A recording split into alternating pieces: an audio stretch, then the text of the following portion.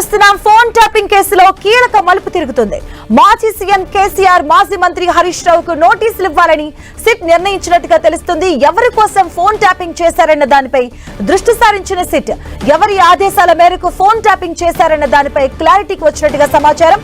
పదే పదే మహేందర్ రెడ్డి, అనిల్ కుమార్ పేర్లు ప్రభాకర్ రావు చెబుతున్నట్టుగా తెలుస్తుంది. ఇప్పటికే మాజీ DCP Mahender Reddy statement SIT record చేసింది. దీంతో అసెంబ్లీ సమావేశాల అనంతరం ఫోన్ ట్యాపింగ్ కేసులో కీలక పరిణామాలు జరిగే అవకాశం ఉందని సమాచారం. ఇదే అంశానికి సంబంధించిన పూర్తి అప్డేట్స్ మా కరెస్పాండెంట్ కిరణ్ అడిగి తెలుసుకుందాం. కిరణ్,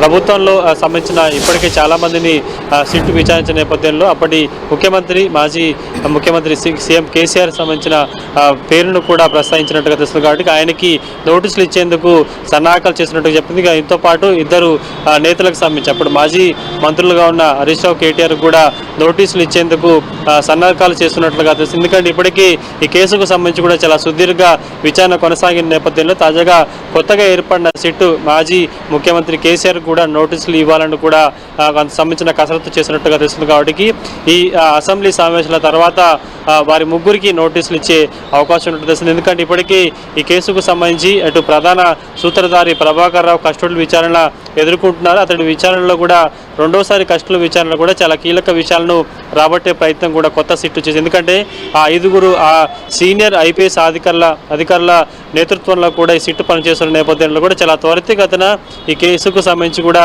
రెండో ఛార్జ్షీట్ దాఖలు చేసేందుకు వేగంగా అడుగులు వేస్తున్న నేపథ్యంలో కూడా అప్పటి మాజీ ముఖ్యమంత్రి కేసీఆర్ కూడా నోటీసులు ఇచ్చి విచారించే అవకాశం ఉన్నట్టు తెలుసు. ఎందుకంటే ఈ కేసుకు సంబంధించి కూడా అప్పటి ప్రభుత్వ పెద్దల సహకారంతో వారు ఇచ్చిన ఆదేశాలతోటి కూడా ఫోన్ ట్యాపింగ్ జరిగినట్టు ఇప్పటికే పలువురు బాధితులతో పాటు కొంత పాత సిట్టు కూడా కొన్ని కీలక విషయాలను కూడా పొందుపరిచిన నేపథ్యంలో అప్పుడు గవర్నమెంట్లో అదేవిధంగా కీలక పాత్ర పోషించిన వివిధ పదవుల్లో ఉన్న వారిని కూడా ఇప్పటికీ పలుమార్లు విచారించింది. వారి వద్ద స్టేట్మెంట్ కూడా రికార్డ్ చేసిన నేపథ్యంలో ఇక తరువాయి మిగిలి ఉన్న వ్యక్తులు ఈ ముగ్గురే కాబట్టి వారిని కూడా విచారించేందుకు కసరత్తు చేస్తున్నట్టు చెప్పి అందులో భాగంగానే అసెంబ్లీ సమావేశాలు అయిపోయిన వెంటనే ఈ ముగ్గురికి నోటీసులు జారీ చేసి విచారణకి హాజరు కావాలంటూ కూడా చెప్పే ప్రయత్నం కొత్త సిట్టు చేసినట్టు తెలుస్తుంది. కాబట్టి పూర్తి స్థాయిలో ఇప్పటికే చాలా కీలక పరిణామాలు చోటు చేసుకుంటాయి.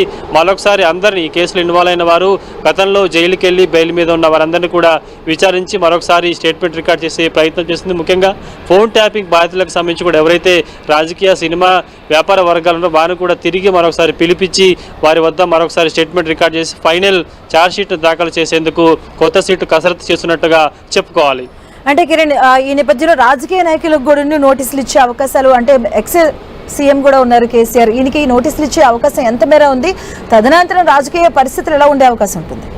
ఖచ్చితంగా, ఎందుకంటే కొత్తగా ఏర్పడిన సిట్టు సంబంధించి కూడా మరొకసారి కేసుకు సంబంధించి అందరినీ విచారించాలి, వారి వద్ద కీలక సమాచారం రాబట్టే ప్రయత్నం చేయాలంటూ కూడా ఈ కొత్త సిట్టు భావిస్తుంది. కాబట్టి అందులో భాగంగానే మాజీ ముఖ్యమంత్రి కేసీఆర్తో పాటు అప్పుడు మంత్రులుగా పనిచేసిన హరీష్ రావుతో పాటు కేటీఆర్ను కూడా విచారణకు పిలవాలంటూ కూడా భావిస్తుంది. కాబట్టి ఎందుకంటే ఇప్పటికే కొన్ని వందలాది మంది సంబంధించిన ఫోన్ ట్యాపింగ్ బాధితులు, ముఖ్యంగా సినిమా, రాజకీయ, వ్యాపార వర్గాలకు సంబంధించిన బాధితుల వద్ద నుంచి స్టేట్మెంట్ రికార్డ్ చేసింది. అప్పటి ప్రభుత్వంలో కీలక పాత్ర పోషించి ముఖ్యంగా ఈ ఫోన్ ట్యాపింగ్ సంబంధించిన ఎవరైతే అందులో ఆ రివ్యూ కమిటీలు ఉంటారో వారికి సంబంధించిన సమాచారాన్ని కూడా సేకరించింది. కాబట్టి ఎంటైర్గా మిగిలింది కేవలం ప్రభాకర్ రావు గడిచిన కొద్ది రోజులుగా కస్టడీ విచారణలో కేవలం అప్పటి మాజీ డీజీపీ మహేందర్ రెడ్డితో పాటు అనిల్ కుమార్ పేర్లు కూడా పదే చెప్తున్నట్టుగా తెలుస్తుంది. కాబట్టి ఇక ప్రధానంగా ఈ ముగ్గురిని విచారిస్తే ఫోన్ ట్యాపింగ్ సంబంధించి కూడా కొంత కీలక పరిణామం చోటు చేసుకునే అవకాశం ఉంది. కాబట్టి అందులో భాగంగానే ఈ ముగ్గురిని విచారించేందుకు, నోటీసులు ఇచ్చేందుకు సిట్టు కసరత్తు చేస్తున్నట్టుగా చెప్పుకోవచ్చు. చాలా